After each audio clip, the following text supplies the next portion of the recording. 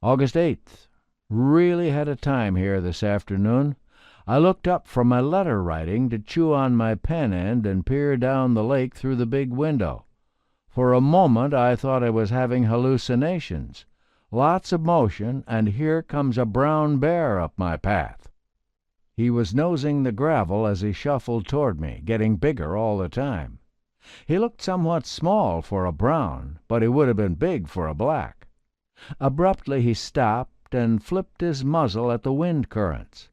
I waited for him to wince as the man scent struck him and bolt with a crashing into the brush. No such reaction at all.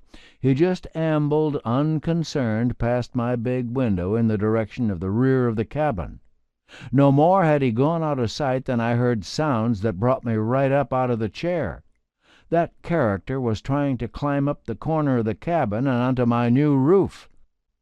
This would never do. I slid the .357 Magnum from its holster on the wall and stepped out the door.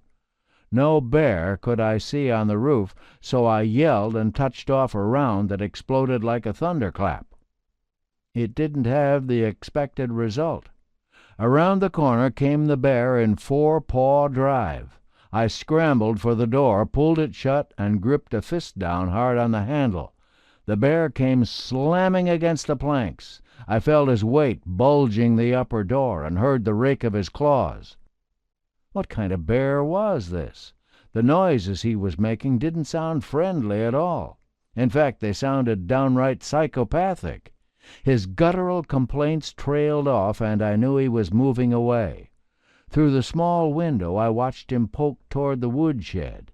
He explored the area thoroughly, standing on his hind legs, teetering and snuffling along the front eave. He was one curious bruin. Was he going to try climbing up the woodshed?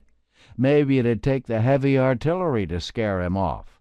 I loaded the .06, opened the window, and rested the barrel on the sill. Then I turned loose a rebel yell. He must have been a reincarnation of Jeb Stuart. He spun with unbelievable quickness and came on like the cavalry. I drove a slug into the path in front of him, making the gravel fly. He put on the brakes, whirled in retreat, then stopped, rising to his full height as if trying to peer beyond the cabin logs and solve the strangeness there.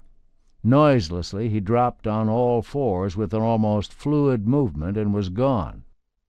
Less than 5 minutes later, here he came from another direction, this time toward the front of the cabin, stalking, silently, ominously. I didn't like it at all. There was an orneriness about him I could feel. I couldn't have pets like this running around the place. The best thing to do would be to shoot him, skin him out, and write a letter to Fish and Game. He must have picked up warning vibrations. Off he went in a sudden huff, slinging his forepaws in pigeon-toed strides until the willows closed behind him. I checked the latch on my door and went back to my letter writing. This evening I went on bear patrol. No sign of him, just passing through, I hope. I think he's headed out of the country. I guess I made myself a pretty good door at that. One thing I can't understand, though. If that character wanted in, how come he passed up the big window?